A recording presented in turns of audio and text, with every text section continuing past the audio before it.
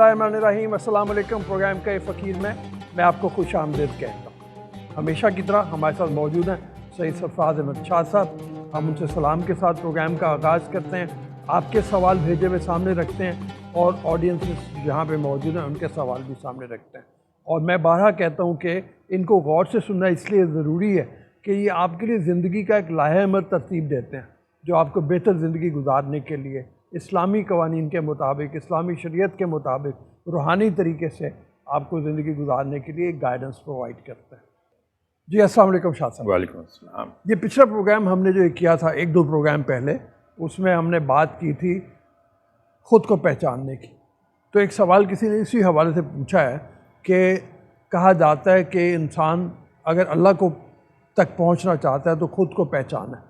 ये ख़ुद को कैसे पहचाने, इसके लिए क्या कोई मुश्किल मराहल हैं या आसान मरहले हैं ख़ुद को पहचानने वाले? नहीं, कोई इतना दुश्वार काम नहीं है। वैसे तो हम सभी अपने आप को अच्छी तरह पहचानते हैं। मैं अगर अपनी तस्वीर देखूंगा एक सेकंड में पहचान लूँगा कि ये मैं हूँ। आईने में अगर अपना अक्स देखूंगा तो मैं पहचान जाऊंगा कि मैं हूँ। वो जो ख़ुद को पहचानना है वो असल में कुछ और मायनों में इस्तेमाल होता है। जब हम अपनी ज़ात पर गौर करते हैं तो पता ये चलता है कि हमारे मुख्तलिफ आज़ा बड़े प्रोपोर्शनेट हैं एक दूसरे के साथ, और ये प्री प्रोग्राम्ड हैं काम करने के लिए। मेरा दिल 72 टाइम्स धड़कता है और ब्लड पंप करता है। इसके लिए मुझे उसे कोई कमांड नहीं देनी पड़ती, कोई उसको धड़कते रखने के लिए मुझे मोटर नहीं लगाना पड़ती। वरना किसी चीज़ को हरकत में रखने के लिए आपको कोई ना कोई प्राइम मूवर चाहिए होता है जो उसे हरकत में रख सके, जी, पावर दे सके। दिल को किसी चीज़ की ज़रूरत नहीं है। इसी तरह मेरे और आज़ा हैं जो अपने वक्त पर काम शुरू कर देती हैं। मेरी आँख है, अगर मैं इसी पे गौर कर लूँ कि इस आँख की साख्त कमाल की है। वो आँख कैसे बनी? जब मेरे जिस्म की फॉर्मेशन हो रही थी, मैं पानी के कतरे से लोथड़े, खून के लोथड़े में कैसे तब्दील हुआ, और उस लोथड़े में शक्ल कब बनना शुरू हुई। वो जो लोथड़ा होता है, इंसान जब बनना शुरू होता है, उस लोथड़े से शक्ल लेता है, तो सबसे पहले उसकी ये छोटी उंगली ये वजूद में आती है, ठीक है। उसके बाद दूसरी। और ये जो आज़ा इतने हमारे प्रोपोर्शनेट हैं, वो कौन सा कंप्यूटर फिट था माँ के पेट में जिसने इसे डिज़ाइन किया, और कौन सी ऐसी इंटीग्रेटेड सर्किट्स थे जिनके ज़रिए से मेरे आज़ा बनते चले गए। फिर मैं अपनी किसी जिस्म के किसी हिस्से को ले लूँ। अब आँख है, आँख के अंदर एक लेंस छुपा है, उसके इर्द गिर्द प्यूपिल है।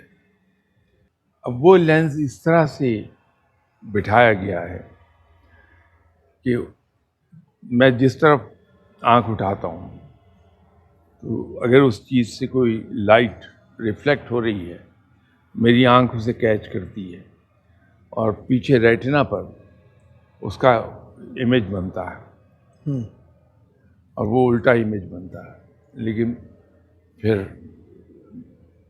जो मेरा दिमाग उसे देखता है वो सीधी फॉर्म में देखता है।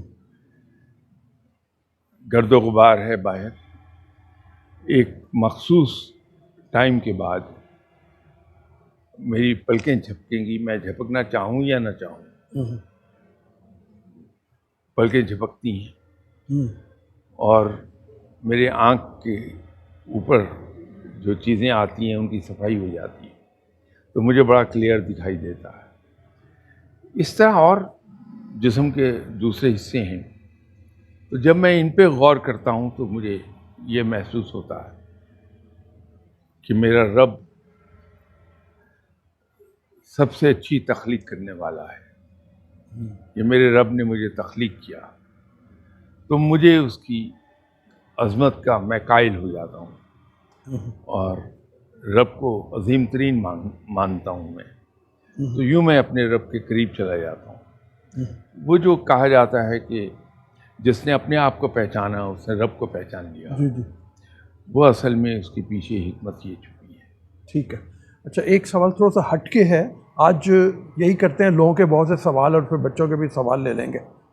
جی وہ یہ ہے کہ یہ صاحب ہالینڈ سے ان کا تعلق ہے، اور انہوں نے کہا ہے کہ ہر شخص کا جو پیر ہے وہ اس کے مرتبے کے مطابق ہوتا ہے، ادروائز وہ قائل نہیں ہوتا۔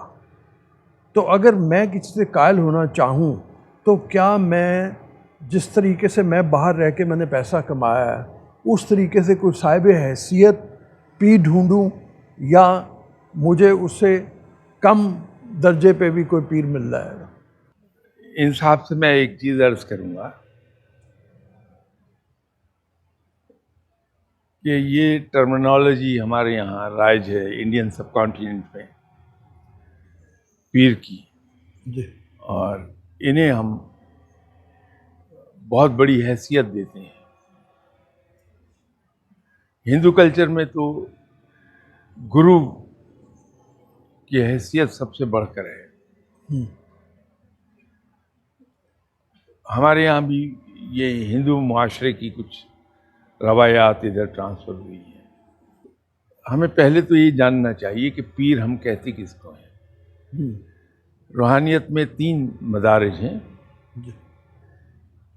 جب کوئی آدمی اس راہ پر قدم پہلا اٹھاتا ہے اور سفر جاری کرتا ہے، اس کے ذمے نہ صرف فرض عبادات کو پابندی کے ساتھ ادا کرنا ہے، وہ تو ہم ہر ایک کے ذمے ہے، لیکن اس کو واچ کیا جاتا ہے کہ وہ ضرور فرض عبادات کرے۔ آن ٹاپ آف دیٹ نفلی عبادات ہوتی ہیں، وہ اس کے اوپر لادی جاتی ہیں بہت۔ یہ تو ہے عبادات کا معاملہ۔ along side that خدمت خلق کی ڈیوٹیز اس کے ذمہ لگتی ہیں۔ اچھا، کہ آنے والوں کے جوتے سیدھے کرے گا، ان کو صاف کر دے گا، پھر آنے والوں کو کھانا سرو کرے گا، ان کے جھوٹے برتن اٹھا کے لے کے جائے گا، ان کے جھوٹے برتن دھوئے گا، کھانا پکائے گا لوگوں کے لیے، بانٹے گا، یہ سب ڈیوٹیز، تاکہ اس کے انا کو چلی جائے، ٹھیک ہے، اس کے ایگو کو کچل دیتی ہیں۔ یہ جو دور ہے اس میں سے جو گزر رہا ہے انسان، تو فقیر کہلاتا ہے، ٹھیک ہے، لیکن اس فقیری کا تعلق اس نام سے بالکل نہیں ہے، نہیں ہے، اس کی تو وجوہات ہی کچھ اور ہیں۔ ٹھیک ہے، جب وہ ان مراحل سے گزر جاتا ہے اور علم ایک حد تک سیکھ جاتا ہے، اس کی عادات پختہ ہو جاتی ہیں، تو اس پہ سے جو اضافی نفلی عبادات ہیں وہ ریموو کر دی جاتی ہیں۔ تو اس مقام پر جا کے وہ صوفی کہلاتا ہے۔ وہ سفر اس کا جاری رہتا ہے، سیکھنے کا، علم حاصل کرنے کا سفر جاری ہے۔ جب وہ علم کے ایک خاص مقام پر آتا ہے تو تبلیغ، دین کی تبلیغ کی ڈیوٹی اس کے ذمہ دے دی جاتی ہے، وہاں وہ پیر کہلاتا ہے۔ ٹھیک ہے، تو پیر کے معنی ہیں صاحب عقل و دانش، علم و دانش۔ اس میں دولت کا کہیں کوئی دخل نہیں ہے. ٹھیک ہے. تو یہ دیکھنا کہ رب تعالیٰ نے مجھ پہ کرم کیا ہوا ہے، فائنینشلی میں اسٹرانگ ہوں، تو میں کوئی ایسا شخص پیر پکڑوں جو فائنینشلی زیادہ اسٹرانگ ہو، وہ درست سوچ نہیں ہے. ہمیں فائدہ وہ آدمی دے سکے گا جو علم میں سبا ہے. ٹھیک ہے. کیونکہ اصل بات یہ ہے کہ علم سیکھا جائے. ایک صاحب تھے جو ایسے ہی کسی صاحب علم و دانش کی محفل میں بیٹھتے تھے اور ان کے ساتھ منسلک تھے، تو 30-35 سال ان کی محفل میں بیٹھ کے وہ علم سیکھتے رہے. ایک مقام آیا کہ ان صاحب نے یہ دیکھا کہ یہ جو شاگرد ہے میرا، یہ علم میں کافی آگے آ گیا. تو انہوں نے کہا کہ اب وقت آ گیا ہے کہ یہ شہر سے کچھ فاصلے پر ایک جنگل ہے، اس جنگل کے عین درمیان میں جا کے بیٹھ جاؤ تاکہ دنیاوی ڈسٹریکشنز تمہیں ڈسٹریکٹ نہ کر پائیں. تو یاد رکھو کہ جب یہ جو پیریڈ ہے یہ تمہارا مکمل ہوگا تو تم جنگل سے باہر آ رہے ہوگے تو ایک کوئی صاحب ملیں گے انسان کی صورت میں، وہ فرشتہ ہوگا. وہ اگر تم سے پوچھے کہ تمہیں کیا چاہیے تو تم کہنا مجھے علم چاہیے. وہ لاکھ تمہیں بہکائے لیکن اپنی بات پہ ڈٹے رہنا کہ مجھے علم ہی چاہیے. جی السلام علیکم. میرا سوال یہ ہے، جیسا کہ آج کل سیلاب کی آزمائش ہے، تو ایسے میں کوئی عام انسان آزمائش میں کیسے دعا کر سکتا ہے؟ دیکھیے، ایک چیز بالکل طے ہے بغیر کسی شک و شبہ کے کہ مشکل کشا صرف رب ہے، مددگار صرف رب ہے. رب ہی ہے جو ہمیں کسی مشکل سے نکال سکتا ہے. ہمیں یہ بھی یقین ہے کہ ہمارا رب بڑا مہربان ہے اور وہ ہمارا بھلا ہی چاہتا ہے. اگر ہم پر کوئی مشکل وقت آ گیا ہے تو اس کو ہم دو طریقے سے دیکھ سکتے ہیں.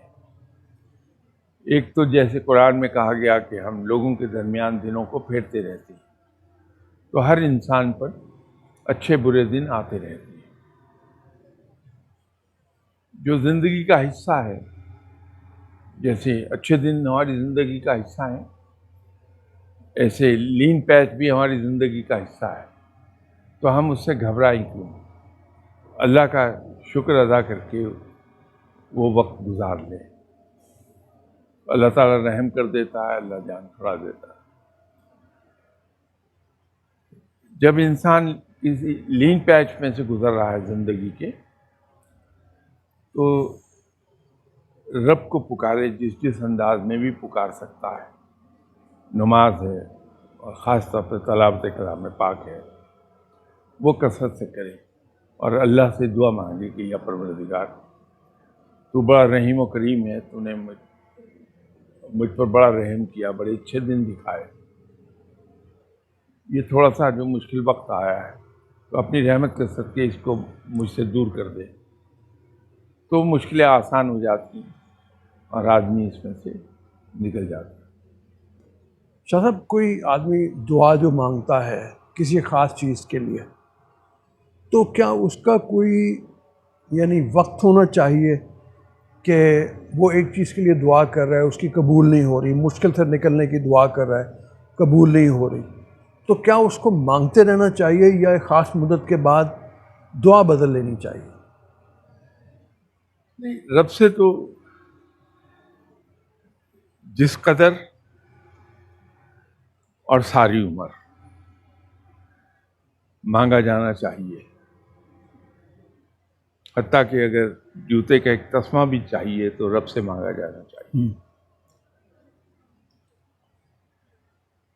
ہوتا یہ ہے کہ رب دعا سننے والا بھی ہے، جیسے قرآن میں اس نے کہا، جی اور دعائیں قبول کرنے والا بھی ہے. جی دونوں باتیں اس نے کہی. جی اب بسا اوقات ہوتا یہ ہے کہ میں انسان ہوں، میری عقل مکمل نہیں ہے، میں چیزوں کو اپنی ناک سے آگے نہیں دیکھ سکتا. مجھے نہیں معلوم کون سی چیز میرے لیے بہتر ہے، کون سی نقصان دہ ہے.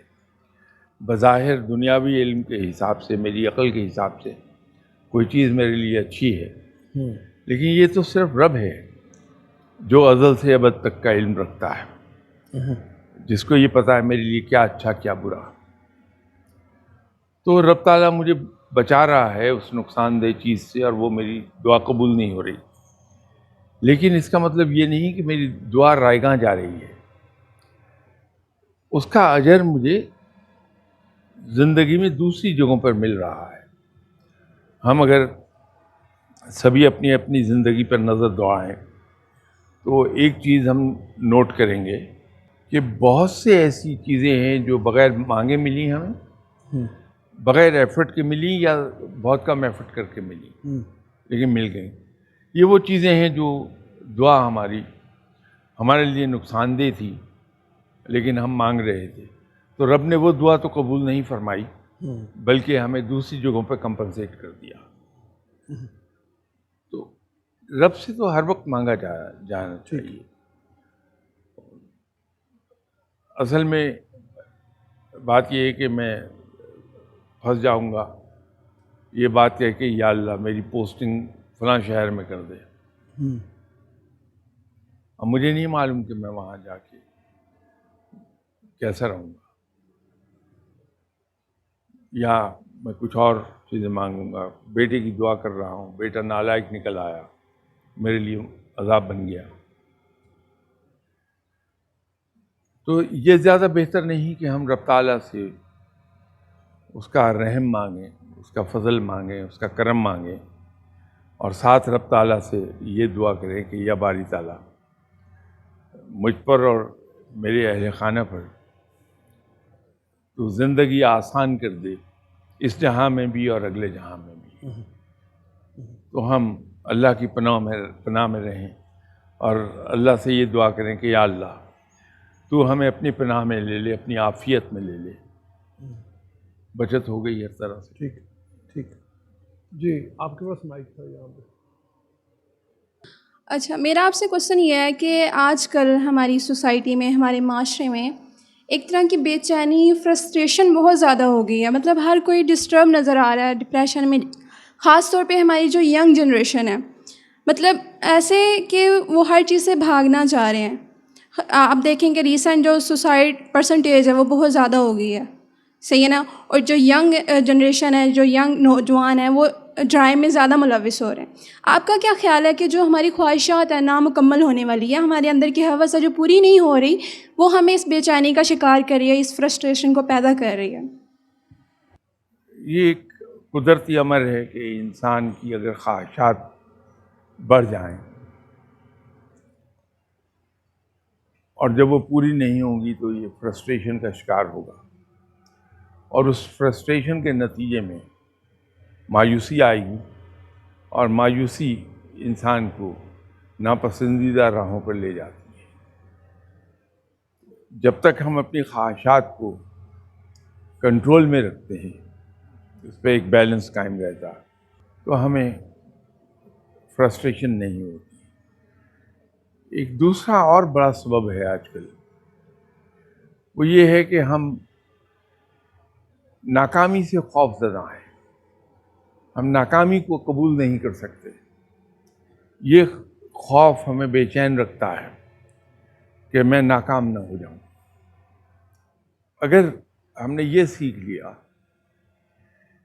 کہ ناکامی اصل میں کامیابی کا زینہ ہے، یا کامیابی کا راستہ ناکامی سے ہو کے گزرتا ہے، تو یہ خوف ہمارے دل سے نکل جائے گا، اور کامیابی کی پرسنٹیج بھی بڑھ جائے گی، کیونکہ یہ خوف ہمیں اکثر اوقات ناکام ہی رکھتا ہے. تو جب یہ خوف ہمارے ذہن سے نکل جاتا ہے کہ ناکامی تو کوئی اتنی بڑی بات نہیں ہے، ساری دنیا جتنے کامیاب لوگ ہیں ناکامی سے ہی کامیاب ہوئے ہیں، تو میں کیوں گھبرا رہا ہوں ناکامی سے؟ جب یہ خوف ختم کر لوں گا میں، تو پھر زیادہ تر کامیابی ہی ہوگی، کیونکہ میں زیادہ دلیری کے ساتھ قدم اٹھا رہا ہوں۔ اس سے بھی یہ جو ناکامی کا خوف ہے، اس سے بھی فرسٹریشن اور مایوسی آ رہی ہے۔ جی ہاں جی، کس طرف؟ کیا میڈیا ہمیں جو ہے خود پسندی کی طرف مائل کر رہا ہے، کیا ہمیں اور اس کے معاشرے پہ کیا برے اثرات پڑ رہے ہیں؟ ساتھ میڈیا کے جو معاشرے پہ پڑ رہے ہیں؟ دیکھیے، ایک چیز تو ہے کہ میڈیا بڑا پازیٹیو رول پلے کرتا ہے ہماری زندگی میں، بشرطے کہ یہ ایجوکیٹو ہو جائے۔ ایک زمانہ تھا کہ ہمارے جتنے بھی ٹی وی پروگرامز ہوتے تھے بڑے پروڈکٹیو تھے، بہت ہی پازیٹیو ویو لیے ہوئے تھے، تو اس کا اپنا ایک رول ہے کہ انسان کو زندگی میں نئی راہیں لیکن پازیٹیو دکھاتا ہے۔ تو ہونا یہ چاہیے کہ میڈیا پر اگر ہم کچھ وقت مختص کر سکیں جس میں ہم ایجوکیٹو پروگرامز وہ دے سکیں، تو بہت پازیٹیو رول ہوگا میڈیا کا۔ میڈیا میں بہت طاقت ہے، یہ اوپینین فارم کرتی ہیں، اور میڈیا قوم کو جدھر لے جانا چاہے گی۔ جو دیکھنے والے ہیں ان پر بھی عائد ہوتی ہے کہ وہ چاہیں تو اب جیسے وہ ہوتا ہے کہ وہ ریٹنگ کی بنیاد کے اوپر طے ہوتا ہے کہ میڈیا کس طرف کو جائے گا، تو ان کی بھی ذمہ داری کچھ ہے کہ وہ ایسی چیز کو ریجیکٹ کر دیں، ایسی چیز جو مایوسی پھیلائے یا ایسی چیز جو منفی تاثرات قائم کرے اس کو ریجیکٹ کر دیں۔ ہمارے یہاں رواج نہیں ہے فیڈ بیک کا، اور نہ ہی ہم اس فیڈ بیک کو ایویلیویٹ کرتے ہیں بیٹھ کے، اس کا انالیسز نہیں کرتے۔ اور سب سے بڑی انالیسز یہ ہونی چاہیے کہ اگر کوئی نیگیٹو فیڈ بیک آ رہا ہے، پازیٹیو نہیں ہے، تو وہ ناپسندیدگی کن وجوہات کی بنا پر ہے، اس کی ان ڈیپتھ اسٹڈی ہونی چاہیے۔ جب ہم ان ڈیپتھ اسٹڈی اس کی کریں گے کہ یہ ڈس لائک کے جو کامنٹ آئے ہیں ان کی بیسک وجوہات کیا ہیں، تو امپروو کر جائیں گے ہم۔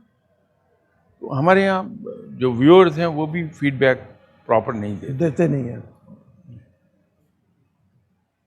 جی کس کے پاس ہے؟ کیا خود پسندی عاجزی کی نفی کرتی ہے، اور فقیری اس کے بارے میں کیا کہتی ہے؟ یہ جو نرگسیت ہے یہ عاجزی کی دشمن ہے۔ عاجزی انسان میں اسی وقت پیدا ہوتی ہے جب وہ جینوئنلی اپنے آپ کو دوسروں سے کم سمجھتا ہے، ان میں سب سے نکما میں ہی ہوں۔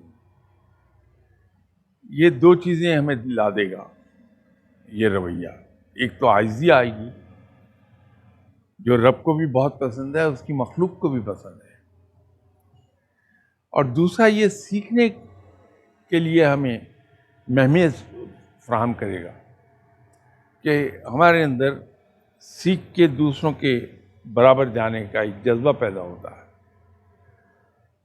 کیونکہ اگر میرے ہاتھ میں ایک گلاس ہے، وہ بھرا ہوا ہے پانی سے، آپ کے ہاتھ میں ایک پیوریفائڈ پانی کی بوتل ہے، میں اپنے گلاس میں آپ سے وہ بہتر پانی لے نہیں سکتا جب تک کہ میرا گلاس خالی نہ ہو۔ مجھے وہ پہلے گلاس خالی کرنا ہوگا، اس کے بعد آپ سے پانی میں لوں گا۔ تو جب میں फुल ऑफ माई सेल्फ हूँ तो मैं किसी से सीख नहीं पाऊंगा कुछ भी, और जब सीख नहीं पाऊंगा तो मेरी मेंटल ग्रोथ एक जगह पे रुकी रहेगी। अस्सलाम वालेकुम। मेरा आपसे क्वेश्चन है कि क्या खुद पसंदी माशरे में बुरे असरात पैदा करती है? खुद पसंदी माशरे में बुरे असरात पैदा करती है? यकीनी तौर पे, इसलिए कि कोई ये पॉजिटिव वर्च्यू तो है नहीं इंसानी शख्सियत का, नेगेटिव वर्च्यू है। तो नेगेटिव वर्च्यू कोई भी हो, सिर्फ ये सेल्फ सेंटर होना ही नहीं, वो आदमी के लिए नुकसानदेह हो जाता है। इससे दूर रहना बेहतर है। जी, अस्सलाम वालेकुम। मेरा क्वेश्चन ये है कि ख़ुद पसंदी और गुरूर का आपस में कितना ताल्लुक़ है? क्या ऐसा है कि एक शख्स जो ख़ुद पसंद होगा वो मगरूर भी हो सकता है? ये दोनों लाज़िम मलज़ूम हैं। जब हमारे अंदर ख़ुद पसंदी आती है तो हमारे रवैये बिल्कुल ऐसे हो जाते हैं कि देखने वाला ये समझता है कि हम मगरूर हैं। तो इस जड़ ही को ख़त्म कर दिया जाए कि हम खुद पसंदी से दूर हो जाएं, और इसका बेहतरीन इलाज वो है जो इस्लाम ने बताया कि जब कोई आदमी हमारे सामने हमारी तारीफ़ करता है तो उसका मुंह खाक से भर दिया जाए। तो जब हम तारीफ़ को पसंद नहीं करेंगे तो हमारे अंदर खुद पसंदी आती नहीं है। और दूसरा इसका इलाज एक ये है कि हम अपने से बेहतर, अपने से ज़्यादा पढ़े लिखे लोगों में बैठें। तो जब हम उनके दरमियान बैठेंगे तो हमारी उस जिबिलत को ठेस पहुंचेगी, और आहिस्ता आहिस्ता हमें एहसास होगा कि हम कुछ नहीं जानते, तो वो खुद पसंदी से नफ़ी हो जाएगी अपने आप। बेहतर ये है कि अपने से ज़्यादा पढ़े लिखे लोगों में, अपने से ज़्यादा नॉलेजेबल लोगों में बैठें, अपने से ज़्यादा वेल मैनर्ड, वेल एजुकेटेड लोगों में बैठें, तो ये खुद पसंदी या खुद अंदर से निकल जाती है हमारे। इसके लिए भी रास्ता तो वही है ना, अपने आप को अगर आदमी पहचान ले, अपनी पहचान सही तरीके पे कर पाए। आपने बड़ी तफसील से शुरू में इस प्रोग्राम के बताया कि कैसे आंख की साख, जिस्म की साख, अपनी असल की पहचान, तो मेरे ख्याल में खुद पसंदी और तकब्बुर खुद ख़त्म हो जाएगा। अस्सलाम वालेकुम। मेरा आपसे सवाल है कि खुद पसंदी होती क्या है एक्चुअल में? जब किसी इंसान को ये एहसास होने लगे कि मैं सबसे अच्छा हूँ, मेरी शक्ल सूरत रब ताला ने सबसे अच्छी बनाई है, अपनी ज़िंदगी के किसी पहलू के बारे में जब वो अपने आप को बहुत अच्छा समझने लगता है, दूसरों से बहुत बेहतर समझने लगता है, तो ग्रेजुअली वो खुद पसंदी की तरफ चला जाता है। एक साहब ने न्यूयॉर्क से सवाल भेजा है, और वो एक कह रहे हैं कि हमारे न्यूयॉर्क में जहाँ पाकिस्तानी कम्युनिटी है, वहाँ पे एक साहब ने अपने आप को पीर डिक्लेयर कर दिया और तावीज़ गंडे का काम कर रहे हैं और मजमा लगा हुआ है। तो किस तरीके से लोगों को समझाया जाए कि जिस मुआशरे में तुम रह रहे हो वहाँ इसकी कोई गुंजाइश नहीं है और ना होनी चाहिए? क्या समझाने की ज़रूरत है? यकीनी तौर पे सही बात तो कही जानी चाहिए, लेकिन तजर्बा ये है कि ऐसी बात को लोग पसंद नहीं करते। जब आप किसी को ये कहते हैं कि भाई रब उतना ही आपका है जितना मेरा है, रब ताला आपकी दुआ भी उतनी ही सुनेगा जितनी मेरी सुनेगा, तो बजाय यहाँ मेरे पास वक्त ज़ाया करने के आप खुद दुआ मांगिए रब ताला से, वो कबूल फरमाएगा। वो हर एक की सुनता है, उनकी भी सुनता है जो उसे मानते ही नहीं, उनकी भी सुनता है जो उसके साथ शरीक ठहराते हैं। ठीक है, वो हम जैसे गुनाहगारों की भी सुनता है, आप जैसे नेक लोगों की भी सुनता है, वो सबकी सुनता है। तो आप रब से क्यों नहीं मांगते? अच्छा था, बड़ी मेहरबानी, बहुत शुक्रिया आप लोगों का भी तशरीफ़ आवरी का। آپ کا بھی جنہوں نے سوال بھیجوائے. اور آخر میں بس یہی کہ اپنے سوال ہمیں بھیجتے رہیں, اپنا فیڈ بیک بھی ہمیں دیتے رہیں. انشاءاللہ تعالیٰ اگلے پروگرام میں پھر آپ سے ملاقات ہوگی. اللہ حافظ.